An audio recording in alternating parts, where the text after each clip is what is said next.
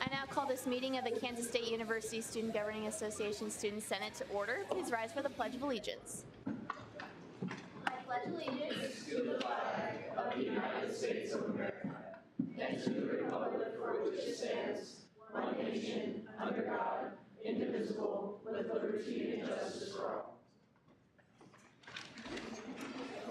I want to begin our Student Senate meeting taking place on Thursday, November 13th, 2025, with a land acknowledgement. We recognize that Kansas State University, as the first land-grant institution, stands on the ancestral lands of the Kaw people. Our state of Kansas is home to 4 federally recognized Native nations: the Iowa, Kickapoo, Prairie Band, Potawatomi, and Sac and Fox. We must remember that the land serving as the foundation for this institution was, and still is, stolen land acquired by white settlers. We pledge our commitment to creating decolonized spaces at the university while advocating for the support and future success of Indigenous faculty, staff, and students at K-State. Speaker Pro Tem Lee will now take it away with the first roll call. Welcome back. Alvarez. Here. Barnes. Here. Benson. Black. Biswell. Here. Brown Logan. Brown Wyatt. Carey. Carey. Koch. Here. Dunn. Here. Dominguez. Dominguez. Erickson. Here. Freeman. Here. George. Glasscock. Glasscock. Guru Shanker. Halstead. Heller. Here by proxy. Hernandez. Here. Holmes. Here. Holzmeister. Here. Hoffman. There. Kramer. Kramer. Karina Rothna. Here. Kraus. Here. Jacobson. Jacobson. She's in the bathroom. Okay, yeah, sorry. Hassan Shakib. Hassan Shakib. Landwehr. Here. Lilly. Glasscock, I got you. Loeb. Loeb. Mickey. Here. Mitchell. Mitchell. Olingunju. Here. Otto. Here. Pena. Here. Perry. Here. Phillips. Here. Polanco Castro. Here by proxy. Potter. Here. Prey. Rafferty. Here. Here. Richburg. Richenberg. Here. Rogers. Here. Rudd. Rudd. Here by proxy. Scarborough. Here by proxy. Shellhaze. Here. Shirky. Here. Chasavari. Here. Solis. Springer. Here. Sushanik. Here by proxy. Till. Here. Trump. Here. Zacko. Here. Did I miss anyone on roll call? Perfect. Okay, for proxies today, I have Alvarez for Sushanik, Carey for Scarborough, Hernandez for Benson, and Mickey for Heller, and Pena for Rudd. Is that correct? Anyone else? Shellhaze for Castro. Gotcha, yeah, gotcha. Cool. All right, so we'll now move into our first open period. For first open period this evening, we have Angel Rozier. So if everyone will please close their laptops and give her your full attention. All right, you can come up.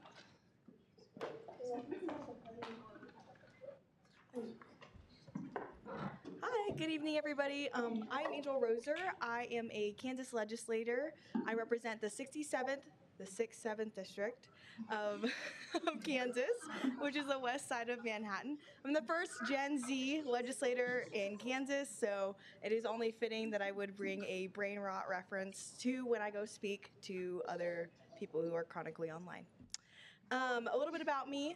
I was born in California and raised all across the country in foster care. I graduated high school in Nebraska. I graduated Kansas State University, so I am an alumni. And I have a service dog. She's a yellow lab named Artemis, and she's typically with me most places, but not always. I'm here to talk to you today about the internship program. I just spoke to the Speaker Pro Tem's office, and they did extend the deadline for K-State students because I'm coming to speak to you today. So if you are interested in becoming an intern, the deadline says it's tomorrow, but as long as you get it in by November 30th, we'd be happy to have you. I just want to talk a little bit about the legislative intern program. So what you do is you provide legislative support. You're going to help with constituent correspondence. You may be asked to help with a press release.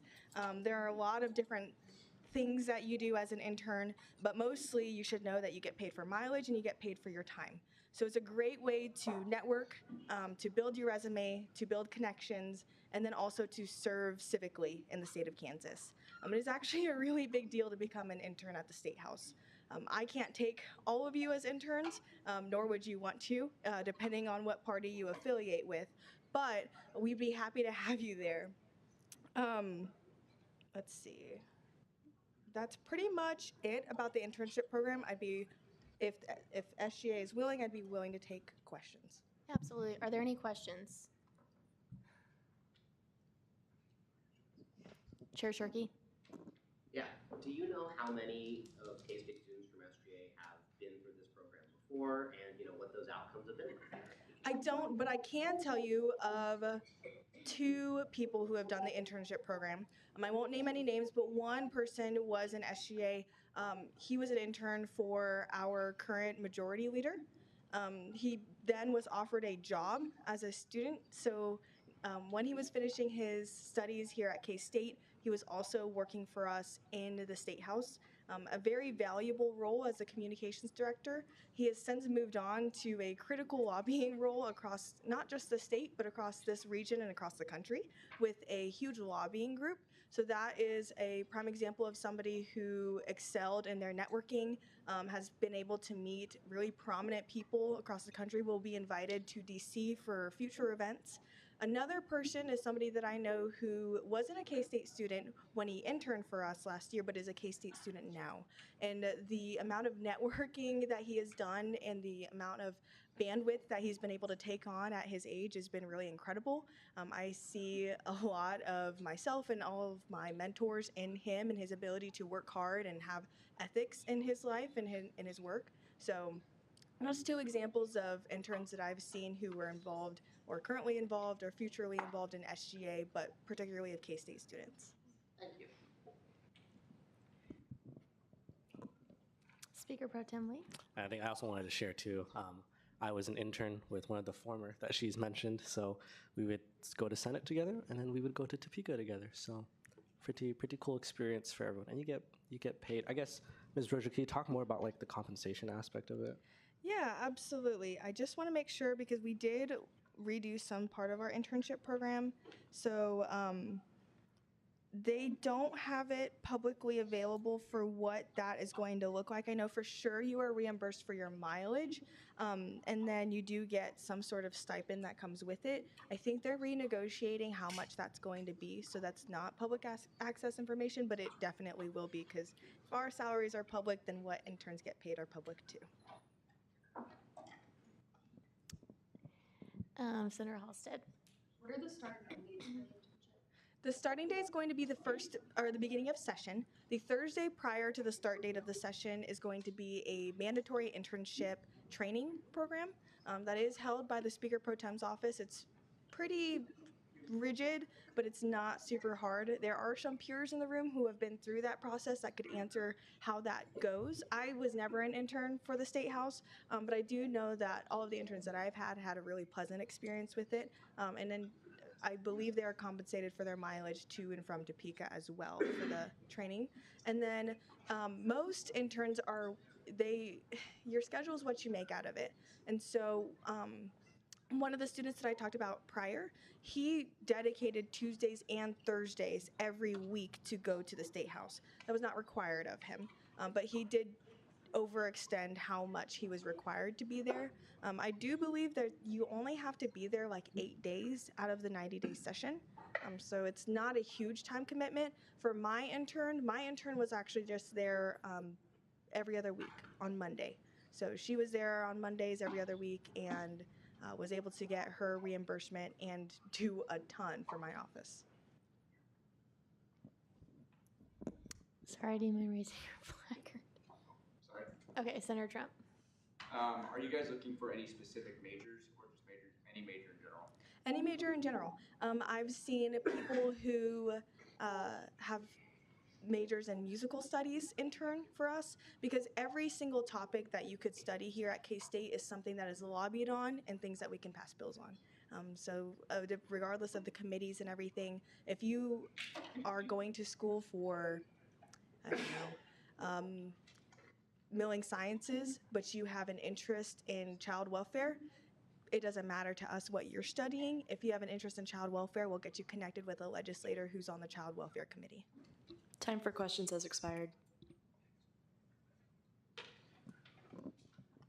All right, thank you very much for your time. Are there any other first open period speakers this evening? All right, and with that, we will move into our approval of the minutes. Is there a motion to approve the minutes? Chair Shirkey? I move to approve the minutes unanimously. Second. Okay, minutes stand approved.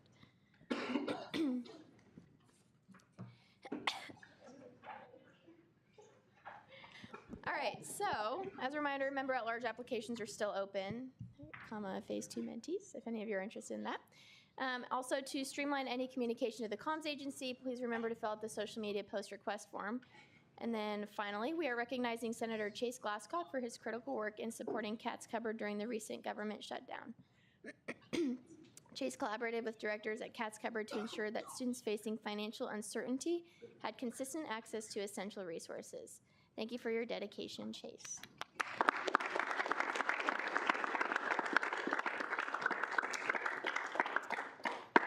All right, and finally, our quote for the week is, "Efforts and courage are not enough without purpose and direction." John F. Kennedy. All right, so we'll now move into our approval of appointments. Is there a motion to consider Resolution 252630?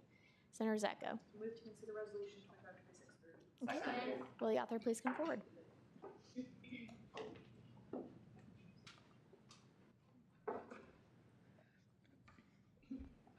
Okay, Resolution 252630, approval of Phase 2 mentees. Authors Katie Zacco, sponsors Senate Operations Committee, Madeline Jacobson, Haley Biswell, and Matt Holzmeister.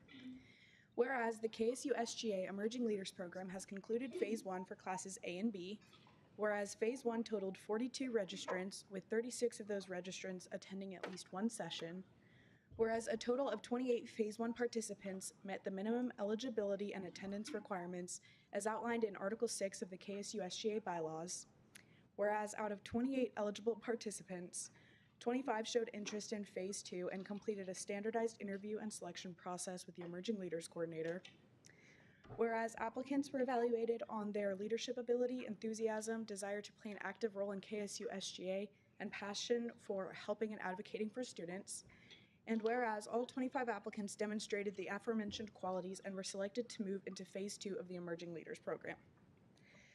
Be it resolved that Section 1, the following individuals be approved as Phase 2 mentees for the 2025-2026 term. Luke Basler, Caitlin Bell, Addison Burks, Aiden Cannon, Leanne Carruthers, Elena Casey, Brady Clark, Cooper Contrusi, Ryan Dewar, Dax Eppard, Harrison Hamilton, Bryce Hines, Mara Hugg, Kaylin Jameson, Ashton Lang, Isaiah Lang, Bryn Lewis, Annika Nair, Colby Parker, Lauren Smith, Asher Solano, Kendra Kendra Suter, Sophie Thompson, Cyrline Washam, Molly Zacco. Section 2, upon passage by the Student Senate, the individuals listed above will officially move into Phase 2 of the Emerging Leaders Program and will be sworn in as Phase 2 mentees. Are there any questions or corrections for the author? Okay, seeing none, is there a motion to approve Resolution 30 unanimously? Senator Biswell. I move to approve Resolution 30 unanimously. Second. Any objections? All right, Resolution 30 stands approved. So if all of the Phase 2 mentees would come forward, we can get a picture of you guys and get you sworn in.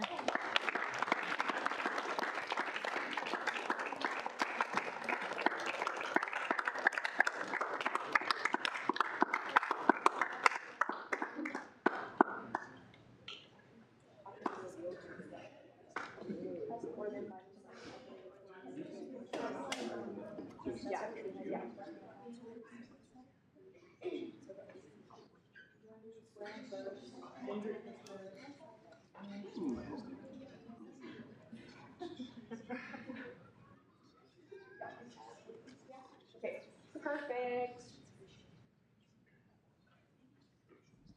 Okay, if you're a mentor, pay attention to who each of these people are when they introduce themselves after the oath, because you're going to have to come up and find them. So, okay, put your right hand up in the air, and after I say this oath of office, you say, "I will." Okay? Okay. I do solemnly swear that I will faithfully execute the office of Emerging Leaders Mentee and will, to the best of my ability, preserve, protect, and defend the Constitution of the Kansas State University Student Governing Association. Yay!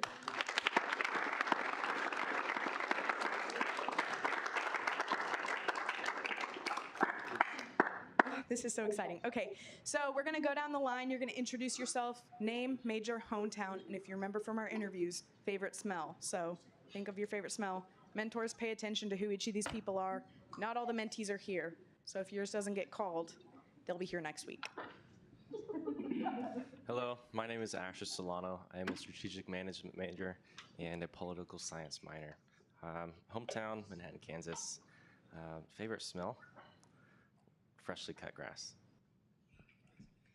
Hey, my name is Ashton Lang. I'm from Gardner, Kansas. I'm a sales major, and my favorite smell is rain. Hi, I'm Bryce Hines. I'm from Gardner, Kansas as well. I'm a kinesiology major, and my favorite smell is gas. Yeah, I'm Cooper Contrusi. I'm from Overland Park, Kansas. I'm an MIS and supply chain major. My favorite smell is like the oven.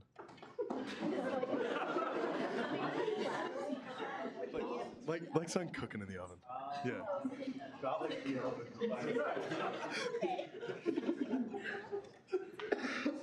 Hi, my name is Addison Burks. I'm a double major in psychology and criminology with a minor in conflict analysis and trauma studies. And my hometown is Blue Springs, Missouri, and I really like the smell of lavender. Hi, I'm Isaiah Lang. I'm from Gardner, Kansas. My major is biology, and my favorite smell is also gas. Hello, my name is Colby Parker. I'm from Olathe, Kansas, and I'm a dual physics and political science major. And my favorite smell is the smell of fall. Hi, my name is Caitlin Bell. I'm from Woodville, Mississippi. My favorite smell is a mix of vanilla and cinnamon, and I am an animal science major with a pre-vet track. Hi, my name's Molly Zacco, Katie's sister. I'm accounting, and I'm from Wamego, Kansas. My favorite smell is vanilla. I'm Harrison Hamilton. I'm majoring in MIS. I'm from Shawnee, Kansas, and my favorite smell is pine trees. Hi, my name is Mara Hug. I'm getting a communications major as well as a philosophy minor and a film studies certificate.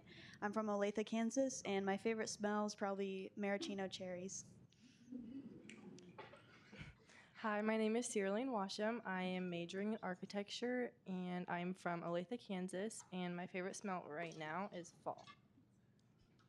Hi, my name is Bryn Lewis. I'm getting a biology major and a neuroscience minor. I'm from Olathe, Kansas, and my favorite smell is probably vanilla. My name is Lauren Smith. I'm from Clay Center, Kansas, and I'm a finance and accounting major, and my favorite smell is probably pumpkin spice. Hi guys, I'm Leanne Carruthers. I'm majoring in kinesiology and integrative physiology with a minor in leadership studies. I'm from Harrisville, Missouri, and my favorite smell is probably fall. I'm Kendra Suter. I'm a communication sciences and disorders major with an AgCom minor, and I'm from New Raymer, Colorado, and my favorite smell is probably leather. Good evening. I'm Elena Casey. I am majoring in elementary education. I am from Fort Riley, Kansas, and my favorite smell is apple cinnamon.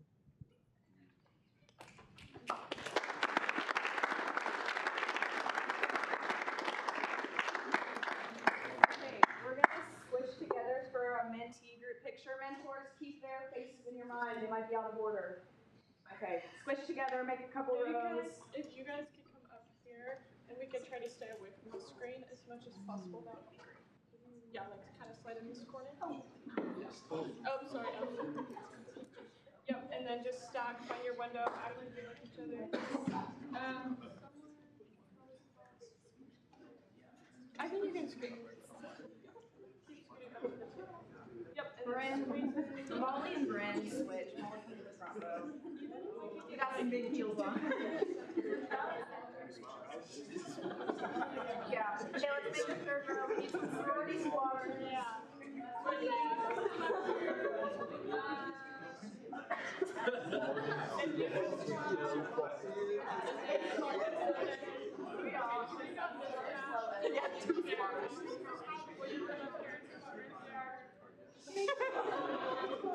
Okay. You might have to. Yeah. You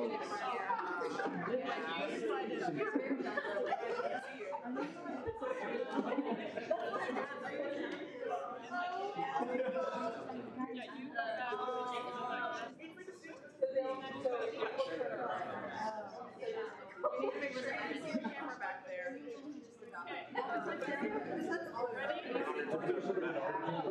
Okay.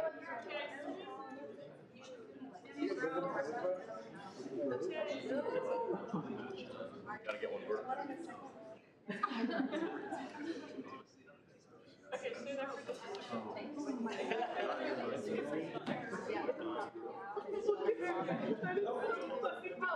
You guys are so good.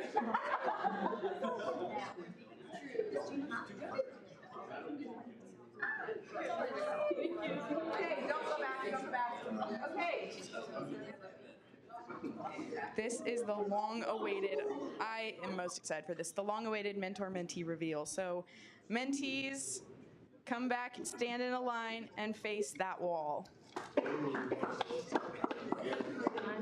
was never in a sorority, but I feel like this is what sorority Big Little reveal is like, so I'm excited. Don't come up here until everyone's turned around. Okay, no peeking, no peeking, no peeking. Make sure. Yeah, we can stretch a little bit. Okay, mentors come up. Guys, do not turn around. Face the wall. Thank you, thank you.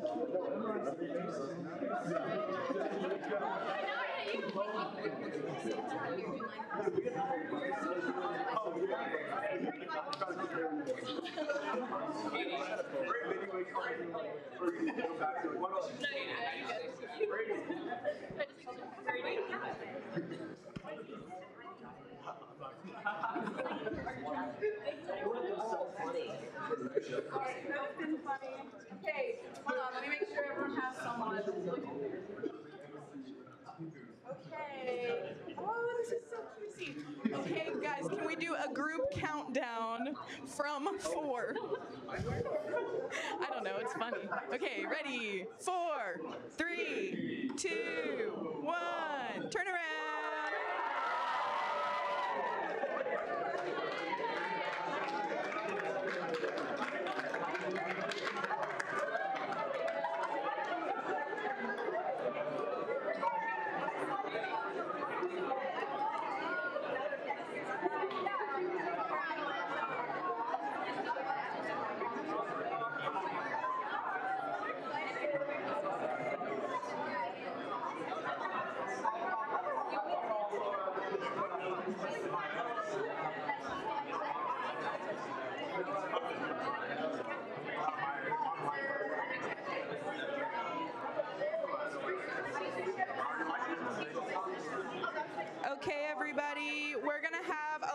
break time here after this new student senator is sworn in. We're going to recess for a bit so you guys can chat, but we're going to squish down together and attempt a mentor-mentee picture. So come stand in this area.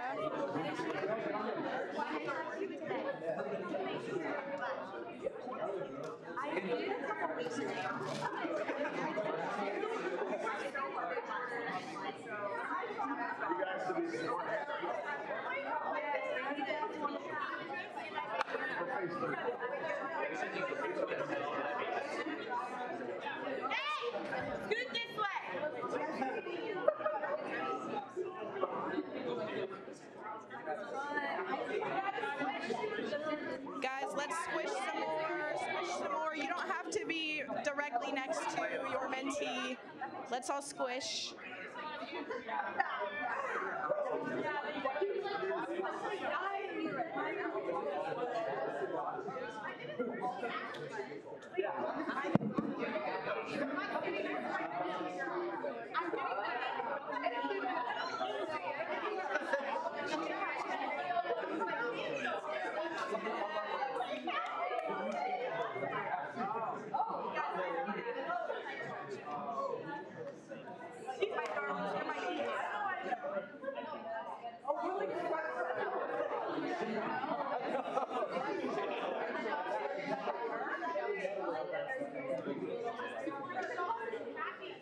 Guys in the front, sorority squad, come on. I saw that.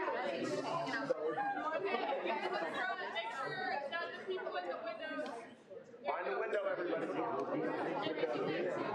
I know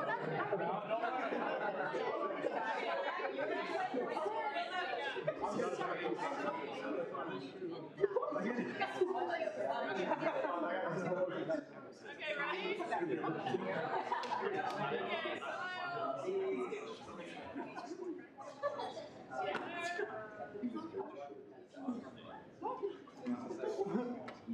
Okay, perfect. Thank you.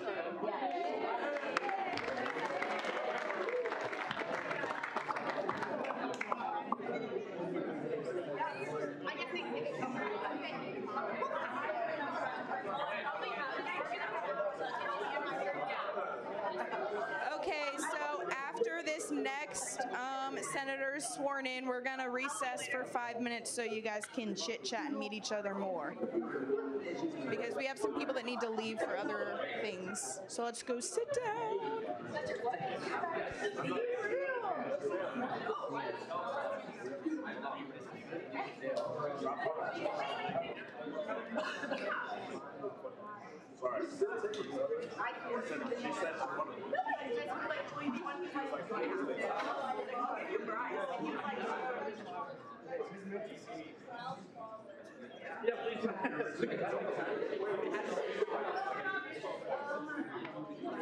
Sorry, I didn't mean to yell at you.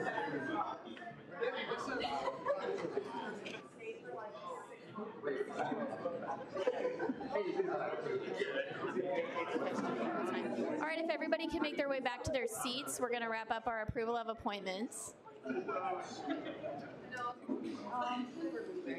People are leaving. Wait, mentors, stick around for 5 more minutes. All right, never mind. Okay, never mind. Never mind. All right, next up we have resolution 252631, the approval of new student senator. Is there a motion to consider resolution 31? Chair Black. So moved. All right, will the author please come forward?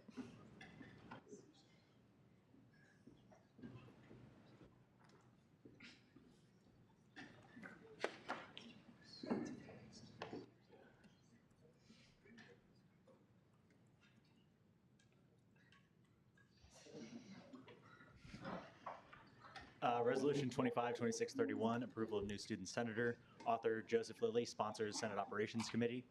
Whereas there is currently 1 vacancy for the position of student senator in the College of Arts and Sciences, and whereas Levi Gaston has the next highest vote total of eligible and willing candidates in the 2025 Student Governing Association general election in the College of Arts and Sciences, be it resolved that Section 1, the following individual be approved as a student senator for the College of Arts and Sciences, Levi Gaston. Can Are we there any? change- Oh, Go ahead. Are there any questions or corrections? line 16, individuals should be individual. Okay, any other questions or corrections for the author? Chair Shirky. There should be an and after line 8 and period on the end of line 12. I really just botched this one. Okay, any other questions or corrections? Chair Black. How many open seats do we have in arts and sciences after this? Well, doing some light math. Oh, my bad. All right, anything else? All right, is there a motion to approve Resolution 31 unanimously? Senator Glasscock. All right, any objections? Resolution 31 stands approved. Levi, if you want to come up to the front, we'll get you sworn in. Round of applause.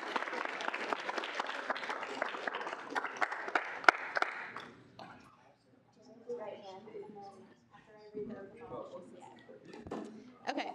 I do solemnly swear that I will faithfully execute the office of Student Senator and will, to the best of my ability, preserve, protect, and defend the Constitution of the Kansas State University Student Governing Association. All right, Levi, so if you want to introduce yourself, you have to stay back up here. Okay, so if you want to give us your name, major, hometown, favorite smell. My name is Levi Gaston. I'm a medical biochemistry and dual philosophy major. My hometown is Chapman, Kansas, and all the good smells are taken, so I guess I'll say bacon.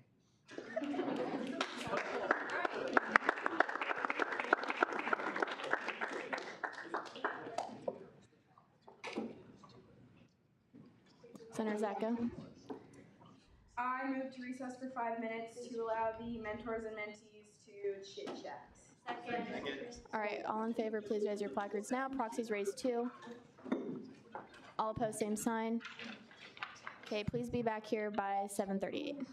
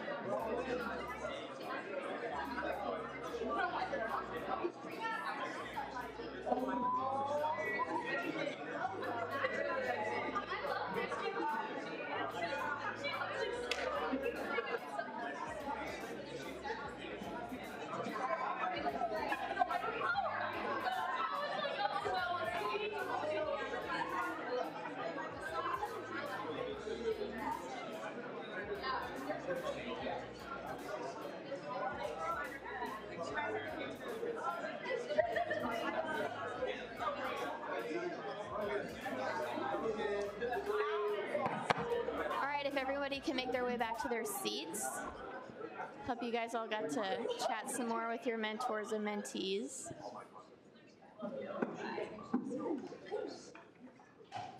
All right. So next up we have committee reports. Are there any committee chairs that would like to give a report tonight? Chair Shirky.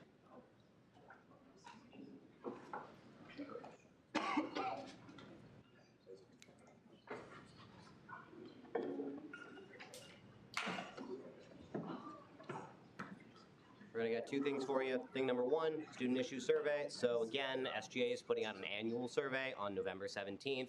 Send me a message if there's any data that you're looking to collect to be added on to that.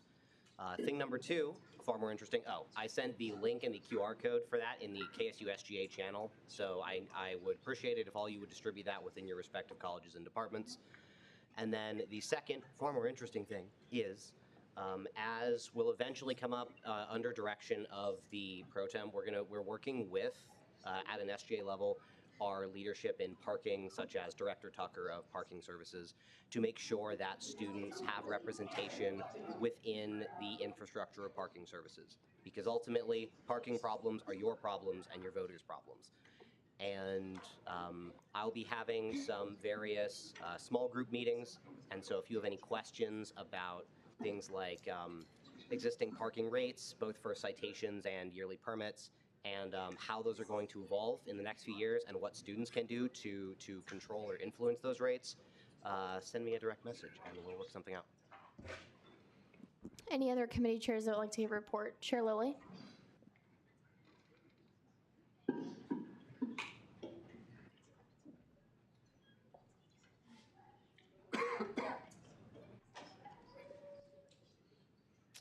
Okay, a bunch of stuff.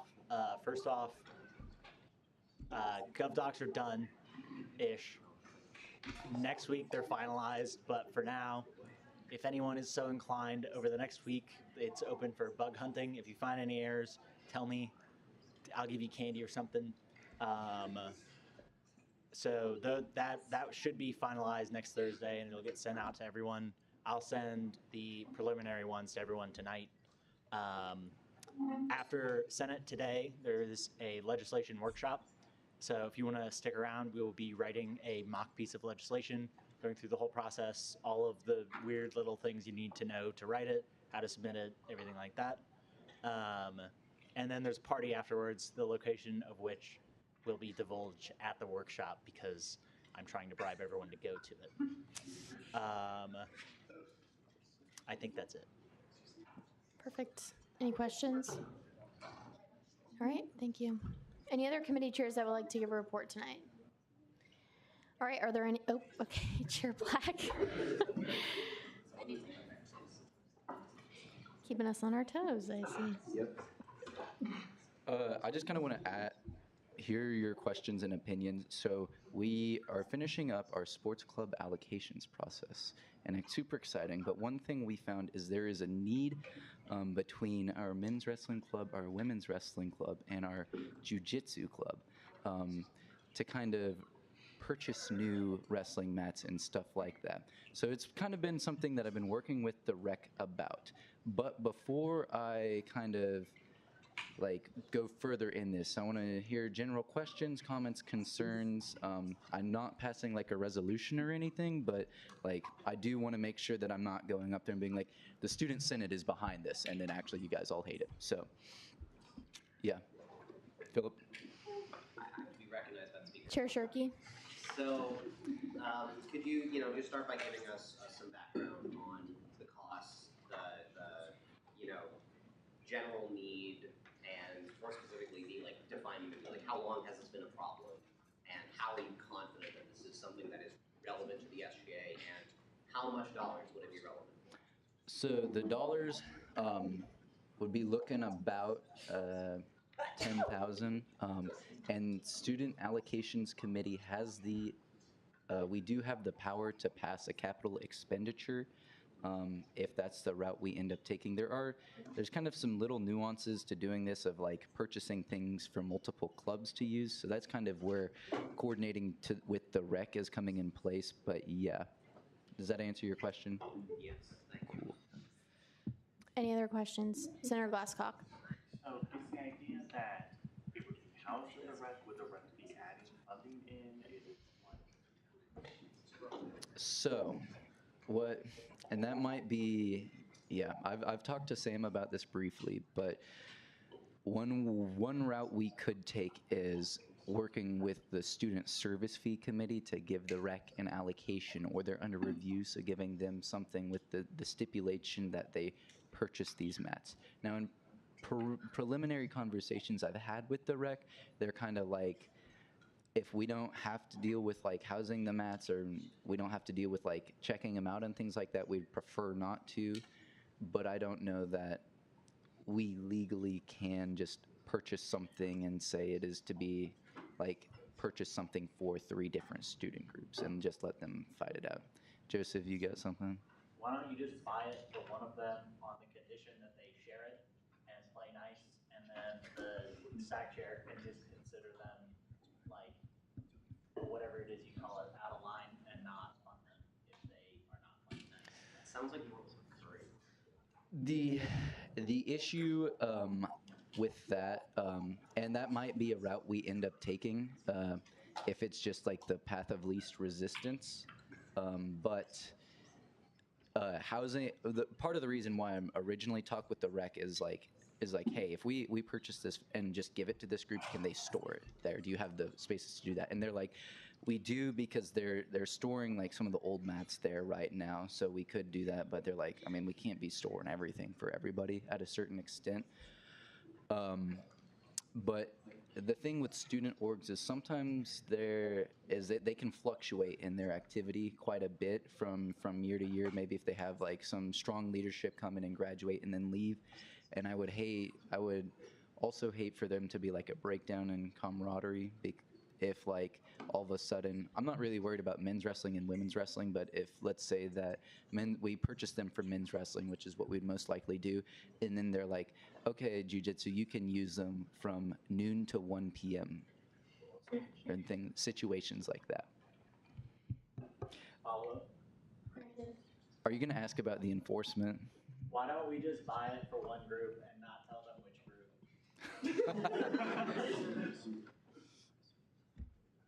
Okay, yeah. But yeah, general thumbs up. Is this something that you guys kind of like? Oh, Jacob. Commissioner Hoffman. Yeah, I'm just interested in the student use of this. So how many people are in each of these clubs right now? And then are these mats, I assume they're available at the rec after you buy them for all students? Yeah, so the old situation was there are mats that exist, but they're a good 60 years old. They're horribly heavy, so what they're finding is that they only really have enough space for so many people to practice. And Time for questions has expired. Chair Shirky. I move to extend the time for questions by 3 minutes. Second. Any objections? All right. Speaker's time is extended. So the mats that they have are like too heavy for like the smaller clubs to use, and then they're having to turn people away from their orgs because they don't have the space to practice. Like they're already cramming like 20 people into an area that should not hold 20 people, and then they're like bumping into each other, landing on each other, and stuff like that. But numbers wise, men's wrestling's at like 25, 30. Women's wrestling's also at around 20, if I remember correctly. Jiu-jitsu's growing. I don't remember where they're at, but there's also a difference between their like competitive team versus a lot of these orgs they'll like have practices for those that just kind of want to show up. Quick follow-up. Granted. So you're saying there's an issue of space, right? So Mhm. how is buying newer mats going to help with that? Well, they would, in theory, still have the old ones. Okay, so Yeah, so they could use that, but some of the issue too is that the old ones are like too heavy for like jiu-jitsu or the women's wrestling club to move, just because of like they have less manpower than the men's wrestling club, so they kind of have to like go and set them up for those groups and come back after, and that's creating an issue too. Chair Shirky. Because obviously we fund as an institution sports clubs, that includes things like annual expenses and things like rental of space in theory. What is the cost of us not funding this, right? What is the cost on the sports club line item if we have to pay for the lack of the service, or are they just managing? Yeah, the cost of not doing it kind of just has been that there hasn't been a good space for it, honestly. And it just is what it is. It's one of those things. Do we feel like as Kansas State University, we We think that that's something that our rec services or like student orgs should be able to provide for students. Any other questions? Okay, can I get a quick like? Thank you. Are there any other committee chairs that would like to give a report tonight? Are there any directors that would like to give a report tonight? Director. What? Demoody. Oh, sorry. You can come forward.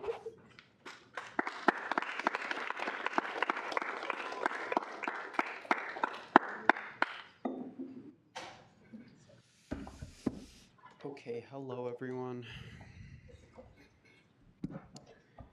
Okay, so my name is Ilya Davuti. I am proudly serving as your Campus Access Director this year, and I thought I would love to share my research that I'm working on. It's very, very relevant to Senate, so yeah. So specifically, the title of the project is Understanding and Addressing Barriers to Student Resource Utilization at K-State. Basically, I'll kind of give an introduction to this. The research, whoops, yeah. So this research is actually sponsored by URAP, which is SGA funded.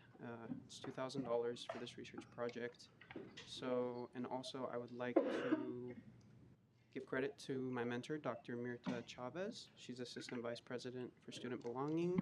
And also a shout out to the directors over there, Delaney, Brady, and Zoe. They helped me a lot, so. Okay, let's get started. So before, I kind of like to give an icebreaker, always. I'm that guy. But, you know, this is kind of like post-midterms, pre-finals, you know, just take it all in, you know, just de-stress. All right, let's get into it. Okay, so there are a lot of wonderful resources on campus, whether it's Lafine, it's CARE, it's Cat's Cupboard. These resources, again, they're amazing and great. However, what I've personally noticed is that many of these resources go underutilized. From my personal experiences, I'm involved in multicultural student organizations. I'm a part of the first gen student group on campus, and consistently, and I've talked to other directors about this, we get students coming up to us asking, again, what resources are available on campus. They just have no idea about these resources. If we want to move on. So generally speaking, K-State ranks among the best universities for student life in the nation, happiest students, strongest community connections, best town-grown relations. But even in the top-ranked campus environment, the data shows that up to 40% of our students experience food insecurity, barriers to health and housing resources. That tells us, in a way, that this isn't about lack of care or resources on campus. It's about awareness, accessibility, and navigation. So that's exactly what this project aims to understand. Specifically, how do we bridge the gap between great student life and equitable resource access? So a bit of background, again, many students don't know what resources exist, how to use them, or whether they're eligible. Students may feel stigma or shame, especially, I've heard a lot of that from the first-gen students, about using these supports even when in need. There's a lot of navigational hurdles. There's lots of forms, unclear processes, scheduling conflicts, and all of these kind of deter students from, you know, accessing these resources in the first place. Again, this is majorly targeted in first-generation students and those facing financial hardship. So kind of the purpose of this project seeks to understand why financially insecure students and, again, general K-State students underutilize available campus and community resources, not merely to describe the issue, but to identify actionable solutions that prove equitable access and belonging. So basically, this research project aims to understand the barriers in place and, again, influence actionable policy in SGA. The population focus, again, I kind of weaved it to financially insecure and first gen. However, as I'm kind of getting more input from other people, I think this is like a university-wide thing, and I think it's an issue among all the communities on campus. So specifically, the areas of study that this research is focusing on is first awareness of resources, like again, CATS Cupboard, Lafine, CARE, PowerCat Financial. Do they know they exist? And then accessibility barriers. This is again transportation, scheduling, digital access, and then navigational challenges. Whether the systems are too complex, unclear, or there's general stigma in place. So the methodology is we're using a mixed methods approach. We're combining quantitative and qualitative data. So basically what we're saying is just a survey. But specifically, we're focusing on the quantitative data. I'll kind of talk about Qualtrics and the survey methods that we're going to kind of use. We want to use qualitative data, so specifically students can actually type in exactly what they're going through, but as we're kind of going forward, we're realizing if we're projected to kind of like survey a big population of students, that's going to be very difficult to kind of. Director's time has expired. Chair Shirky. Move to extend the speaker's time by 3 minutes. Second. Thank you. Again, that's proving a bit difficult. Again, acknowledgements, URAP, etc. So goal is general data-driven recommendations to strengthen resource visibility and accessibility and student confidence.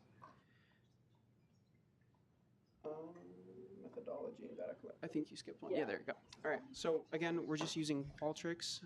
Specifically, we're going to use a campus-wide Qualtrics survey that'll basically be shared through SGA, university listservs, and student organizations to reach diverse student populations.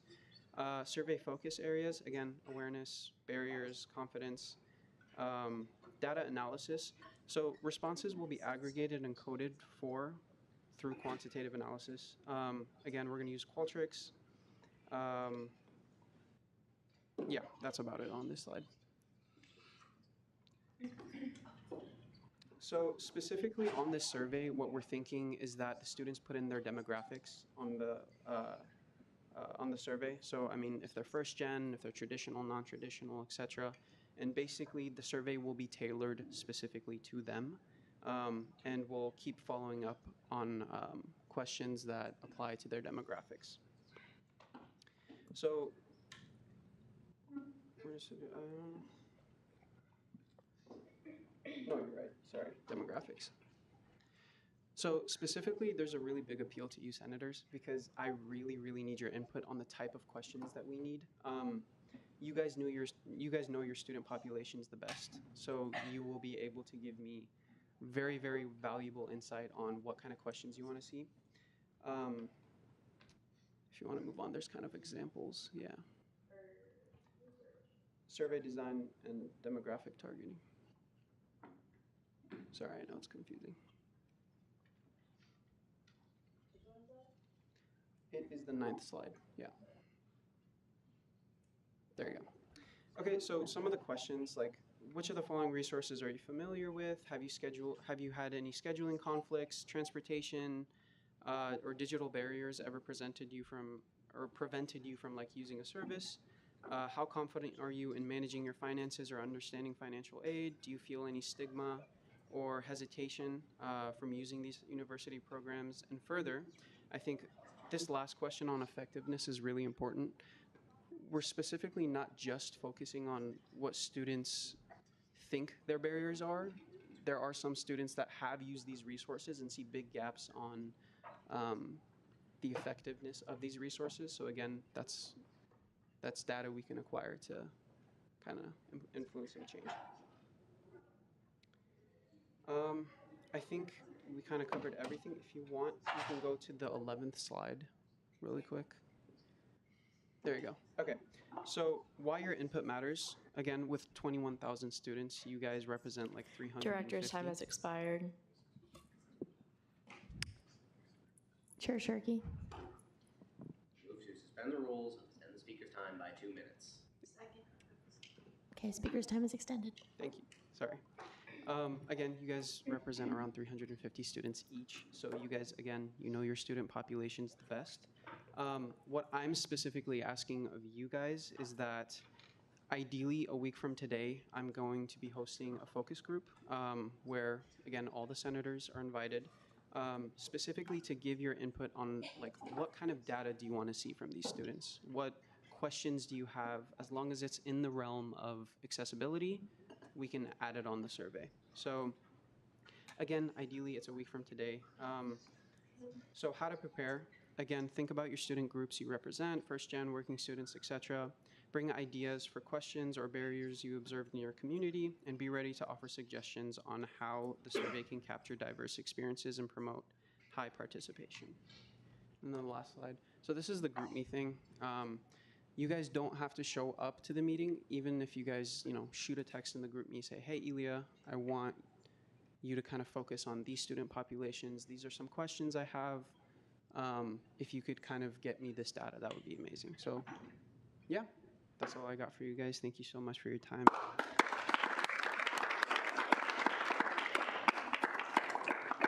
Thank you so much. There may be some questions. Oh, sorry. Does anyone have any questions? Senator Glasscock. Are there any ideas that you have going into this of why these programs might be difficult to access, or why students might not be getting knowledge of these programs? So, I think that question is really general to the student populations. Each student population has a different reason as to why. Again, I talked about stigma and all these things, but sometimes students don't feel the need to reach out in the first place. They would rather just kind of be in their own bubble, and that's okay. But we want to make sure that the students know at least that these resources are there, even if they're not willing to access those resources. They said that, hey, at least I was aware of these resources. So again, that's something we're going to be looking for. Like, again, input from the senators. It's, your student population is the best. What are some questions that you think are relevant for us to ask these students? So, yeah. Does that answer your question? Okay. Other questions? All right. Thank you so much. Thank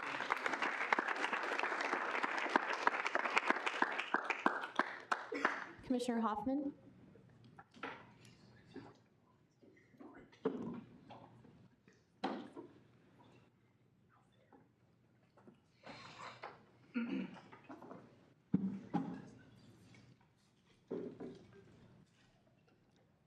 Hello, people. This is the first time I'll be up here of many for my role as Elections Commissioner, but this one is brief. As we get started into the election season, as some people call it, I am instructed to get some people to join the Elections Promotion Commission Council. And so this consists of me, Comms Director, Emerging Leaders Coordinator, and 5 students at large who are appointed by some of the leadership in SGA. So if you're interested, please email me and then we'll discuss. But the only requirement is that you are not running for anything in the next year. So this is mostly for graduating people that are leaving SGA, or anything like that. But yeah, the goal of the Elections Promotion Commission Council, crazy name I think, is to promote the elections, and so chalk, give ideas on how to promote SGA, promote elections, yada yada. So it'll be fun. It won't be not very high stress, I don't think. So yeah. Any questions? Chair Lilly. Do you think it caused you a lot of problems if ops changed the name of the Elections Promotion Commission Council to just the Elections Promotion Commission? Maybe we work on the name, but I would love a name change. It would be maybe make my life easier, not harder. I think it's just the Elections Promotion Council. I think Nope. we changed that last year. No, that's Okay, the Elections never mind. Promotions Commission Council. Actually. Senator Zacko. Can you say again who's supposed to be on this? Because I heard Emerging Leaders Coordinator Yeah. and I was not aware. It is you. It is you, me, and Cappy. It's all the independent positions.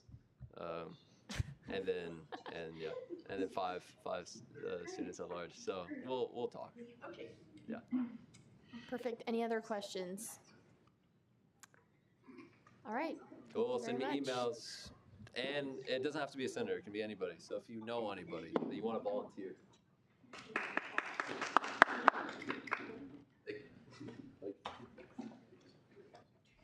Okay, I just wanted to give a quick update from something that we did in the Senate Exec Committee on Tuesday.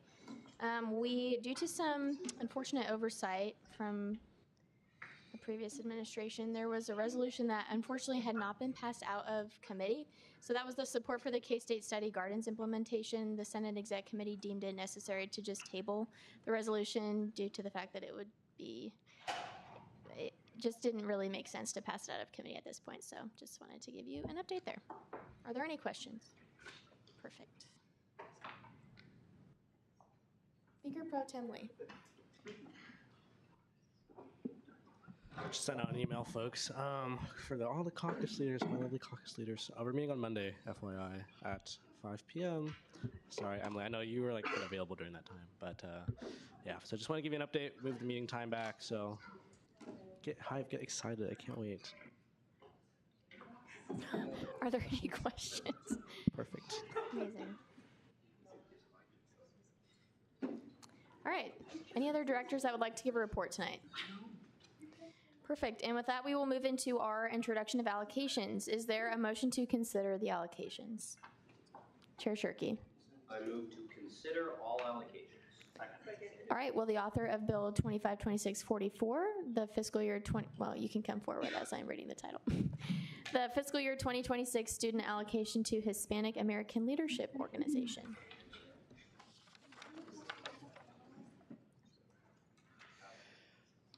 Bill. Chair Shirkey. Point of information, you're automatically allowed to summarize, please. I am? Please, I'm begging. Okay. I did not know that. Halo will be traveling to Chicago, Illinois for the United States Hispanic Leadership Institute Conference, and it is the premier Hispanic leadership. Please limit crosstalk in the chamber. It is the premier Hispanic leadership conference in the nation, which will provide attendees with unique opportunities to interact with recruiters, national policymakers, and future employers. It's in February. They requested $4,000, but they were only recommended $2,400. Questions? All right. For this next one, I would like to special powers this into final action tonight. For on the spot, yeah. So, Okay, Chair Shirkey. point of information, he can make that motion and it doesn't require a second. It just happens, it's now in approval of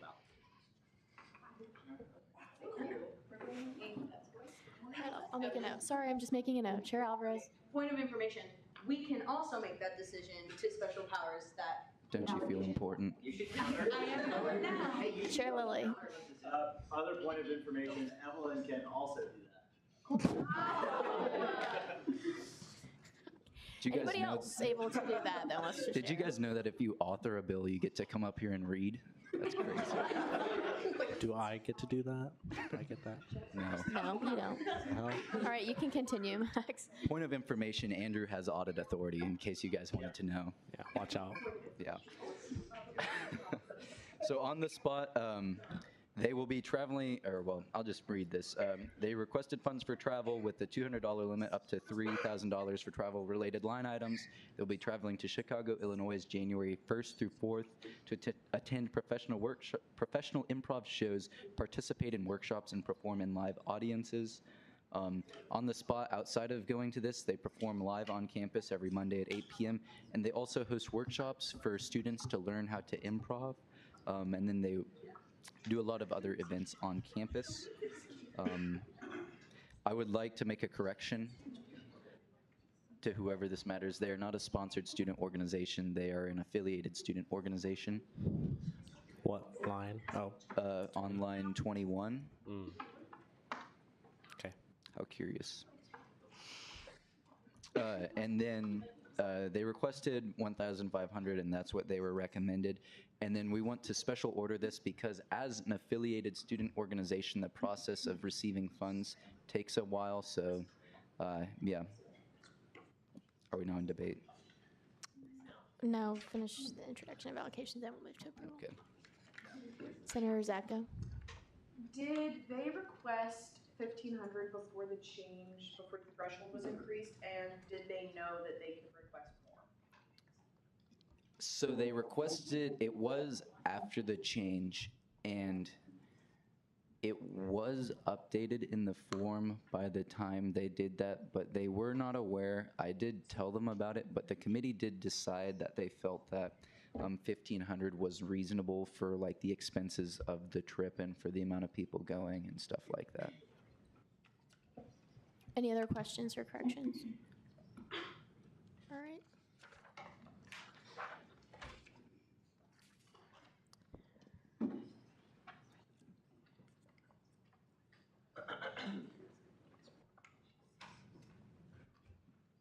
Right, so this one is for the American Society of Heating, Refrigerating, and Air Conditioning Engineers.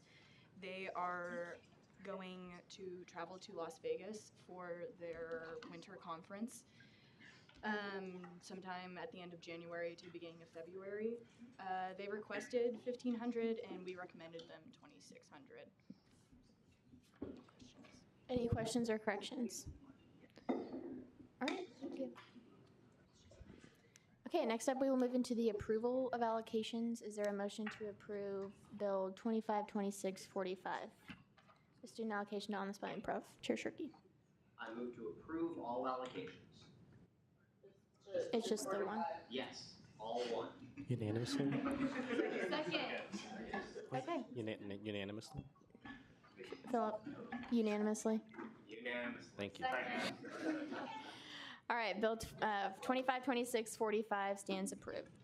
All right, so next up we will move into the introduction of legislation. First up we have Resolution 252632. Is there a motion to consider Bill 32? Chair Shirky.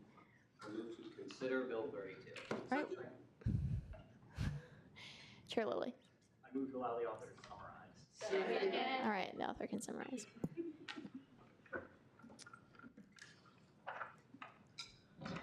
All right, so we allocate $465,460 for EOF, and we had 26 proposals this semester, and we were able to allocate 24 of the 26. Are there any questions or corrections for the author? All right, seeing none. Thank you, Emma. Oh, did I miss one? Sorry. Commissioner Hoffman. Do you mind reading through what you allocated? The orgs and whatnot? All of them? Not all of it. Some. It's probably on the Ignore it. I like causing drama. Senator Brown.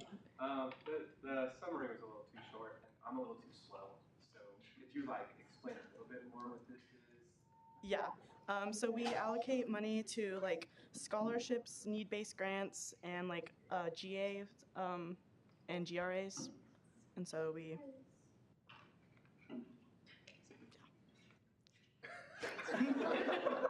Chair Shirky. I have a correction on line 70, 73, and 76. Wait. Oh, I also have a correction on line 29. It's or 30. It's just student belonging, not student belonging and inclusion. Isn't just student belonging? Yeah. Okay. And then Philip, what's yours? The sections are incorrectly numerated, so 70, 73, 76 need to each go down by one. So we have 2, 3, and 4. Correct. Okay. Fire. Any other questions? Senator Glasscock. For the College of Agriculture, is that also GRA? For what? The College of Agriculture? No, that's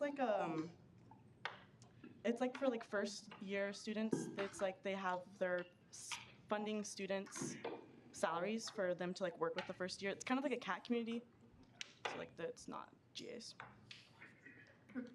Any other questions or corrections? All right, thank you. All right, next up we have Bill 252647, an amendment to the Elections Regulations Code. Is there a motion to consider Bill 47?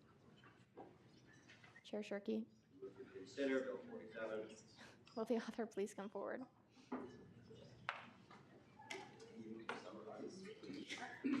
Chair Lilly?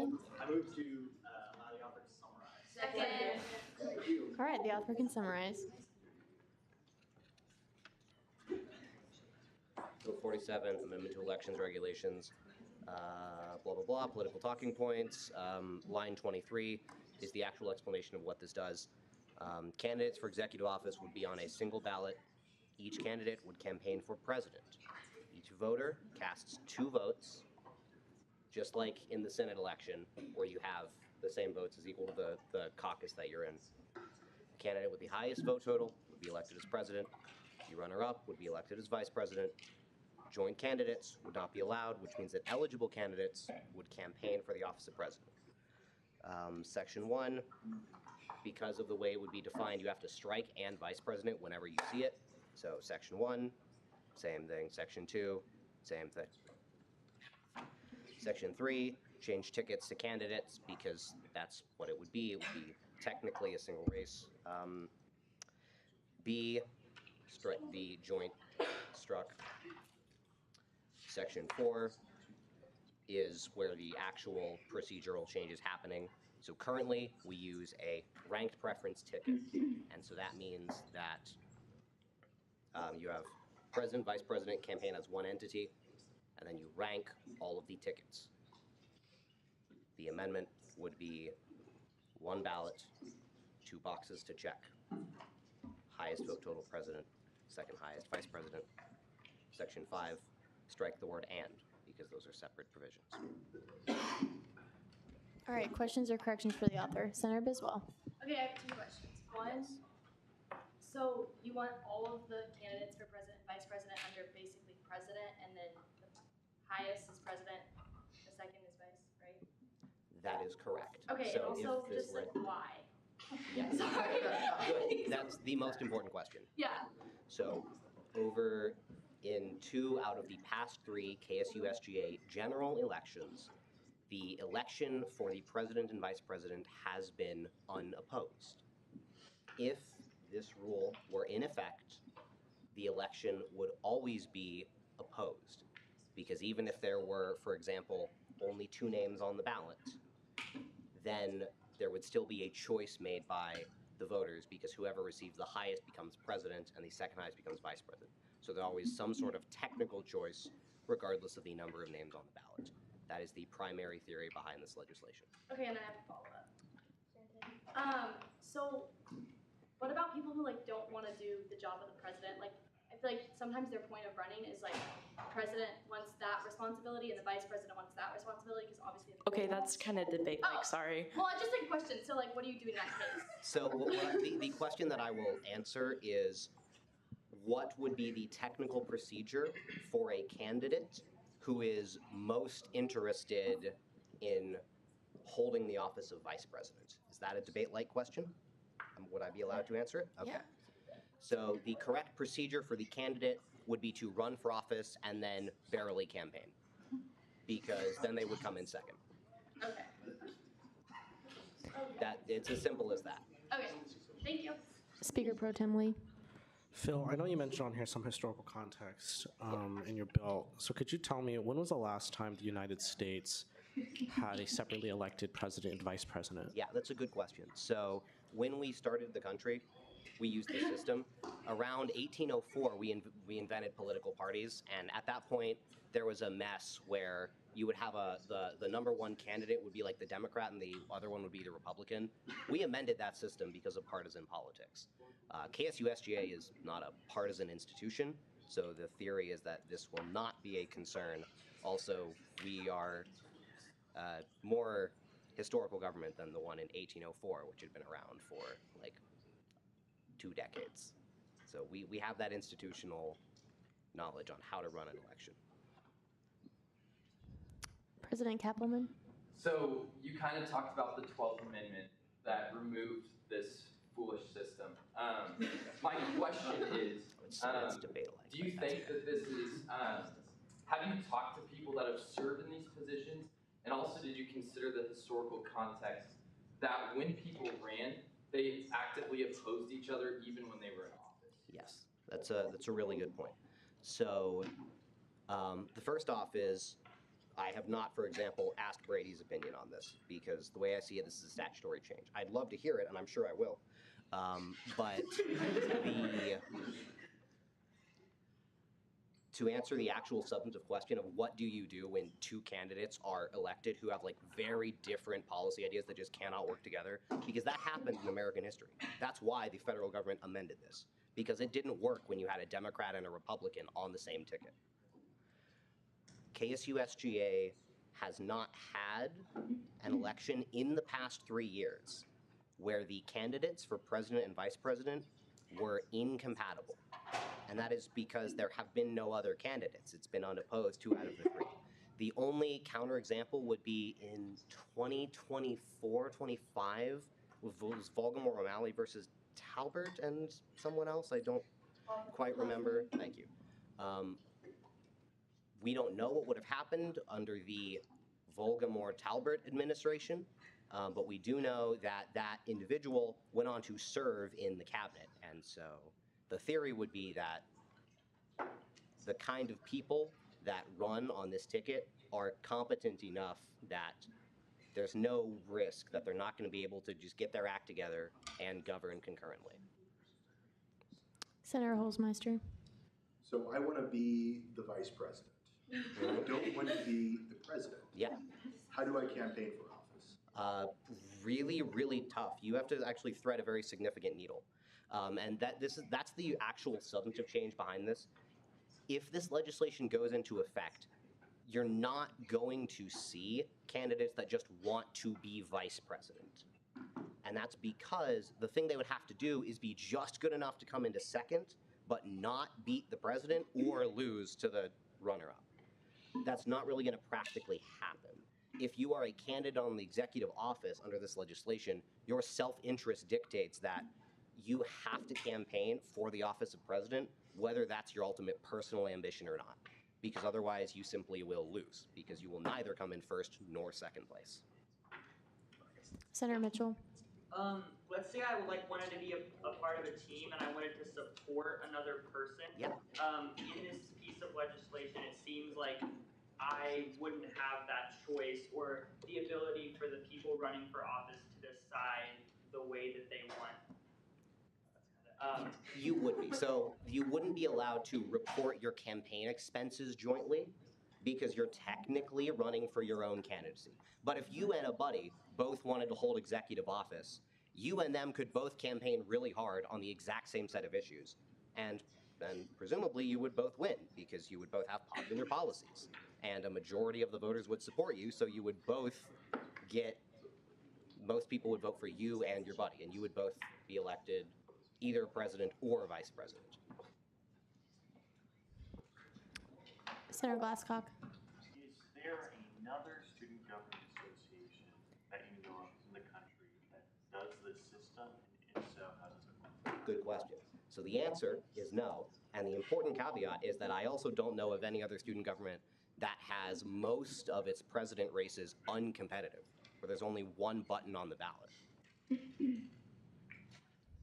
Which is the fundamental reason behind this, because we already saw in prior legislative efforts that the issue of making elections more competitive is relevant to this government. Chair Lilly. So this is a fix for there not being enough candidates. That's like the reason. Is that the main reasoning behind it? That is a reason. In reality, so the theory of this legislation is that it is in the public interest for all elections to be competitive, both executive and legislative. The evidence shows that when we have a contested student body president race, turnout for the Senate election is approximately doubled. So the theory would suggest that if the president race is always competitive, then the government will always have double turnout, which would arguably be in the public interest. Senator Dunn. Was there a similar bill proposed to Senate earlier this year that would essentially do the same thing that you're trying to do to the presidential race to the Senate? Similar, yes. So if this legislation were passed, the election for president would look the exact same as it does for Senate. You press as many buttons as there are offices in that ballot. There's been one prior piece of legislation to do elections reform. That was to reduce the number of Senate seats, and the theory for that was that it would make the Senate more competitive. This is another angle to accomplish that same goal. Rather than directly making the Senate competitive by reducing the number of Senate opportunities, the theory is that you can just drive turnout and engagement with the election and not reduce the number of opportunities available to the members. The other key distinction is that this is a statutory change, which means it requires a simple majority, whereas the first legislation was a bylaws change, which required a higher majority. Director Watson. So speaking as someone who is the current vice president at the Salina campus, I could not see myself being in that president position, and specifically I went into it not wanting that president position. That is sounding debate-like. It was very similar to a prior question. Again, if you personally really want to be the vice president, the strategic move for you is to barely campaign, declare office and barely campaign. It is a fundamentally political question that all of you have to answer. Is it in the public interest for someone to be in the second highest office who barely campaigns? That is not something I can answer because this isn't debate. Are there further questions? All right. Thank you, Philip. All right. Stay up. I was going to say. Next up, we have Bill 252648, an amendment to the funding regulations. Is there a motion to consider Bill 48? Chair Shirky. I move to consider Bill 48. All right. All right. Bill 48. This is much more boring, I assure you. Bill 48, amendment to the funding regulations, authors Philip Shirky, sponsors, whereas the Kansas State University Student Governing Association, KSUSGA, should continually update its documents to support current objectives. Whereas Chapter 14 of the KSUSGA statutes creates guidelines for agencies seeking funding, and whereas ambiguous or duplicative procedures, primarily around bond payment exemptions and the procedure for exemption, should be repaired. Be it enacted that Section 1, Chapter 1408 of the KSUSGA statute shall be amended as follows. Creation and utilization of student boards for student services fees. 140801, agencies allocated greater than or equal to 5% of the total student service fee budget shall have and utilize an advisory or governing board, whose structure shall be defined in the KSUSGA statutes. These boards shall consist of a student voting majority, define a quorum, meet at least once a semester, and not assess dues for membership. In order for business to be conducted, a quorum must be met. 140802. The Student Service Fee Committee Chair at the beginning of each fiscal year shall notify agencies allocated greater than or equal to 5% of the total student service fee budget of the advisory or governing board requirement. Agencies may petition the Student Senate to be released of their advisory or governing board requirement for one fiscal year at a time by a majority vote. Section 2, enforcement of Chapter 1408 shall be paused until fiscal year 27. Section 3, this legislation shall take effect upon passage by the Student Senate and signature of the student body president. Chair Black. Why change it to 5%? Yes, so currently, when you exclude bond payments, there's an interpretation question whether that's excluding bond payments from the fee budget that we're allocating or whether that's excluding bond payments from the entity receiving the allocation. The common interpretation would be that this is the student service fee budget, but you ignore the student service fee budget that we're using for bond payments. If you do that, the number that you get, your threshold, is around 700,000, give or take a lot. If you just strike the portion that says excluding bond payments, you change that number, it's like 800 or 900,000, which means then you have to change the percent so the actual dollar value stays the same. So in reality, the dollar value is staying the same, but the number on the paper is changing. It's still 700,000-ish, plus or minus a bit. That is, if that value is exceeded, the government, the university institution who receives that money must have student government input. This has been the policy for decades, as long as I know. Follow-up. Granted. Why is it necessary to exclude bond payments then? The prior government had a different portion of the budget related to bond payments. They included this. I spoke with the student service fee chair. Currently, we spend, I think, like $3 million-ish on bond payments, which is a significant amount. The theory behind crossing it out here is that the taxes that we levy on the voters include bond payments. So the allocations we make with voter money should consider bond payments. Senator Mitchell. Was the SSF chair or the SSF committee consulted on this, and if so, The chair was consulted independent of the committee. Okay, and what is their opinion on this? Their opinion is that it is relevant to cross out excluding bond payments and that you can just standardize the language. The committee chair's opinion is irrelevant right now. I personally consulted them, so it is my opinion, technically, that totally is my own, that I totally didn't get from the SSF chair, is that you cross out excluding bond payments because that's relevant to the overall funding jurisdiction of the committee, and the other changes are all grammatical.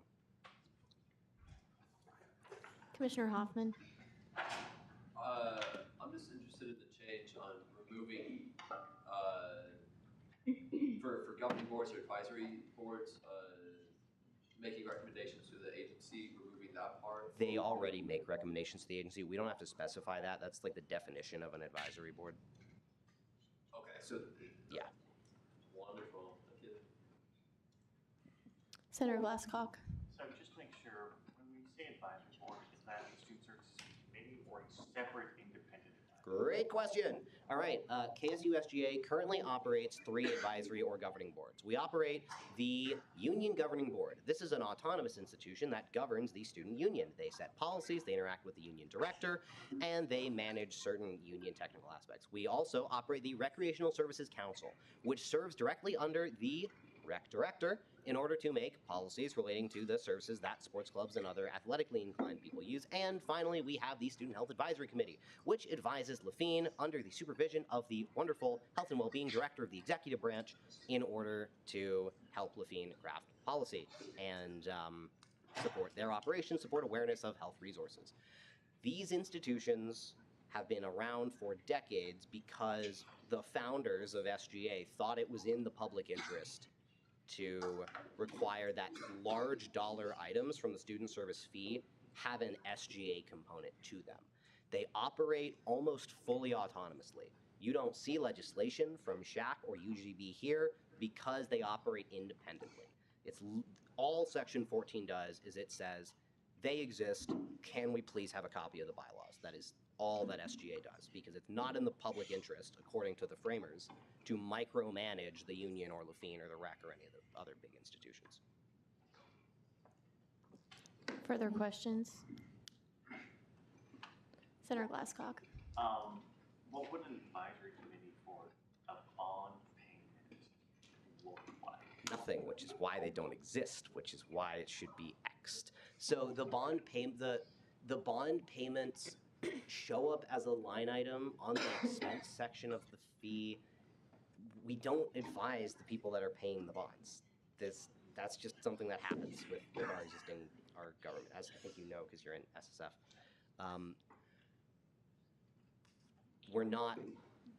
We're advising the large institutions, and very importantly, hypothetically, if the government were to, for example, decide there was a substantial public interest in crafting things like parking policy or library policy, you might want to have a robust procedure for creating advisory or governing boards within the academic year.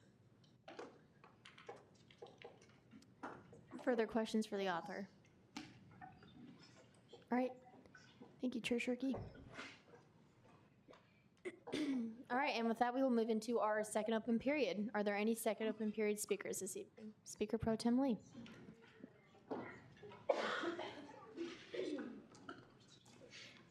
Hello, I have a very exciting, grand thing you guys can do this Saturday if you're in town. Yes, it's band day, yay! So you can get your stuff autographed by Dr. Trace. You can meet Dr. Trace, Senator Mickey met him. Can I say that? Met him at the the animal science fundraiser. So pretty cool experience for him. But yeah, you can. I think he's gonna be there from like noon to 2. So like, feel free to pull up. You could buy like band merch, support the pride. So if you didn't know, members in the KSUMB get a scholarship after their 3rd year of being in the marching band, and so. Pretty cool to support other students. That's 400 other students you could be supporting, and you get to meet Dr. Trace. And also there'll be a pep band there. I'm in the pep band, so you can see me play my trumpet if you want, and play the second half of Wabash, Max. Hopefully I'll do that right, or Purple Haze. Hopefully they don't call that one. Chair Black. Did you know Jimi Hendrix went to K-State? Are you being for real? Okay, all right. But yeah, come support the band and go get some like band merch. So pretty cool stuff. Darn. Yes. Any questions? Do it. Perfect.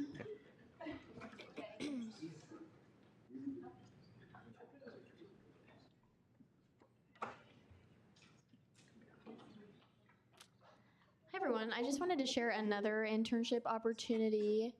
I know Angel had mentioned working for the State House at the beginning of our meeting, but I worked for a lobbying firm, Hush Blackwell Strategies, during the last legislative session. I loved it. I took a lot of committee notes. I learned a lot about a million different topics, something different every day. So pay is $20 an hour. You'd be commuting to Topeka twice a week. And so my bosses are looking for 1 to 2 more interns. So if you're interested, I can send this out to the SGA email chain. And if you have any questions, come and chat with me, because I'm also working for them again this year. So any questions? Perfect. Any other second open period speakers? All right. And with that, we will move into Senate shoutouts. Okay. Today we have 86 Senate shoutouts. Great. Shout out to reading these in a monotonous way. Sorry. Wyatt, you better speed it up. Why am I being airdropped pictures of a penguin from Toy Story? Does anyone know of a Tubbies-like atmosphere in Stillwater? Asking for a friend. Trinidad and Tobago in Jamaica soccer match is keeping me from watching K-State basketball. Who's winning in that one? K-State. Not K-State. Trinidad and Tobago. Who's winning? Oh, okay. It was. Oh, okay, fire. Shout out to Massive Parlays. I promise I don't have a gambling addiction. Shout out to all the mentees' favorite smells that were not rain. Rain is not my favorite smell.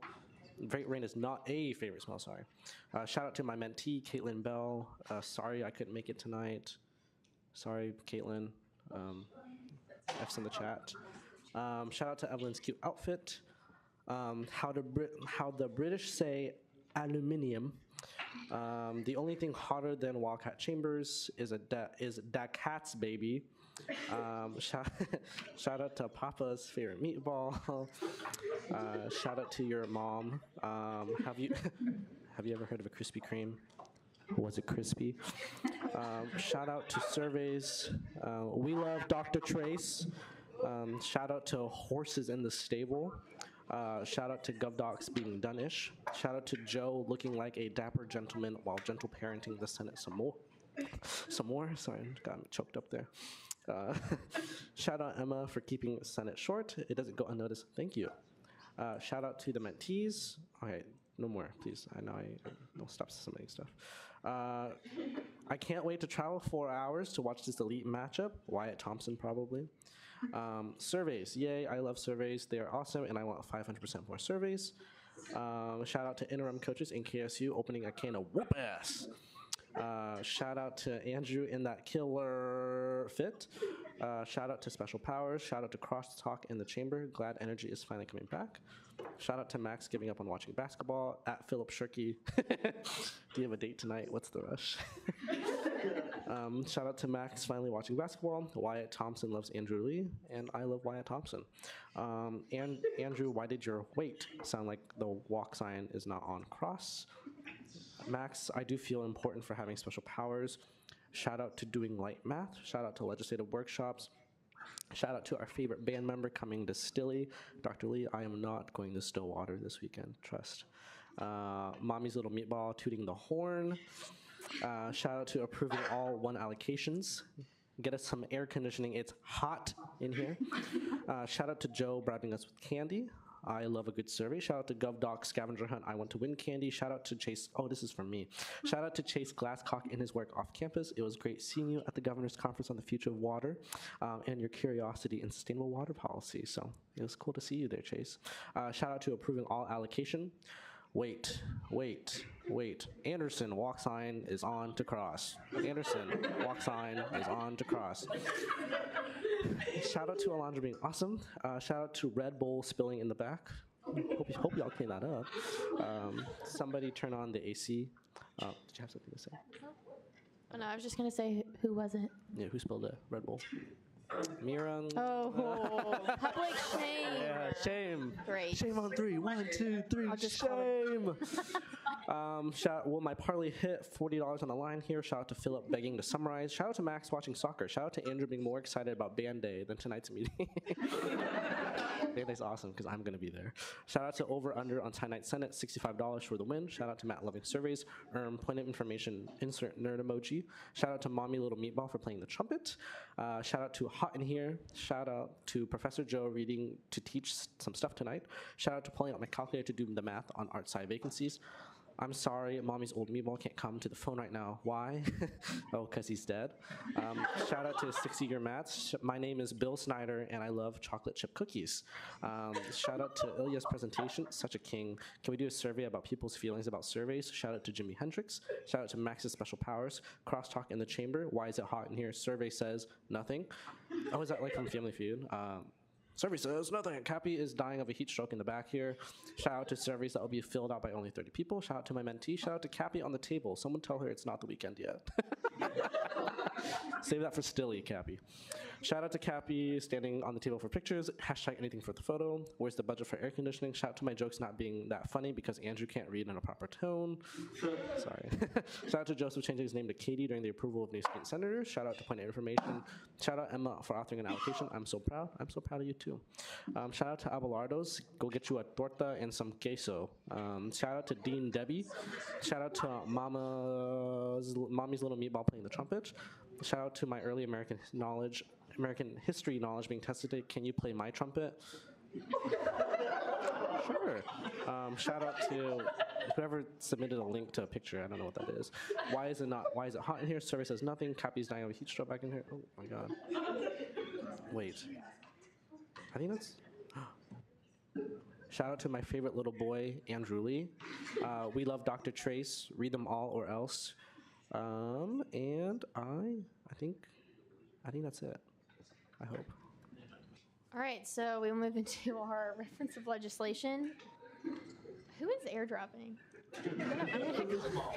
Oh, is this the link to I'm the scared photo? to accept it. I'm not going to.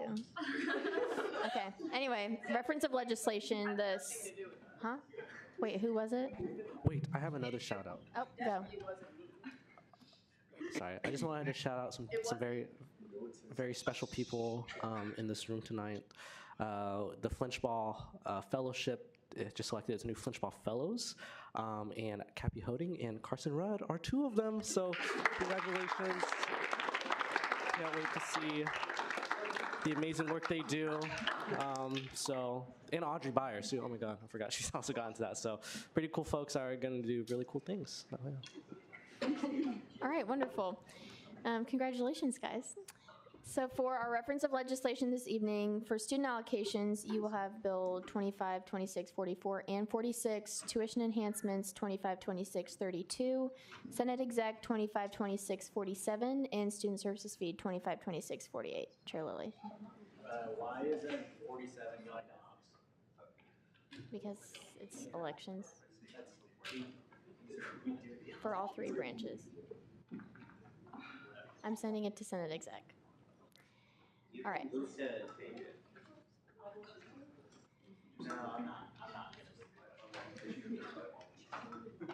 Okay, anything else?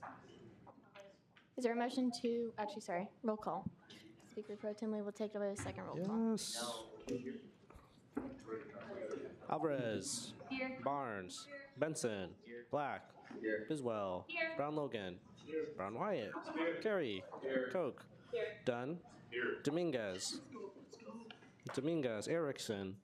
Freeman. Is it Gaston? Gaston. Is it French? Oh, very good. George. Here. Oh, hey. Glasscock. Guru Schenker. Halstead. Hernandez. Holmes. Where should go? Oh, Holzmeister. Hoffman. Kramer. Karuna Rathna. Here. Kraus. Jacobson. Here. Hassan Shakib. Here. Landwehr. Lily. Loeb. Mickey. Mitchell. Olingunju. Here. Otto. Here. Pena. Perry. Phillips. Potter. Prey. Here. Rafferty. Richburg. Richenberg. Rogers. Shirky. Shasavari. Here. Solis. Here.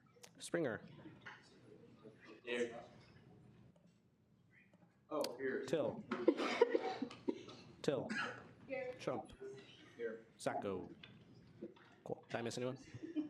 Sorry, I'm here. I have water in my mouth. Oh, no worries. Shell Hayes. I gotcha. Okay.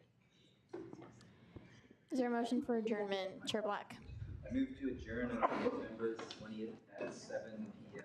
in Wildcat Chambers. All in favor, raise your. Okay, there you go. All in favor, raise your placards. Well, I guess. All right. Meeting adjourned.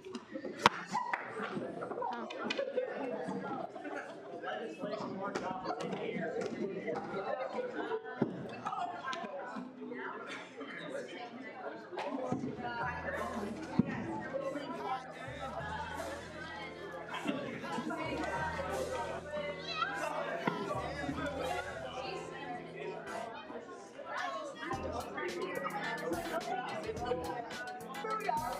The legislation workshop is in here.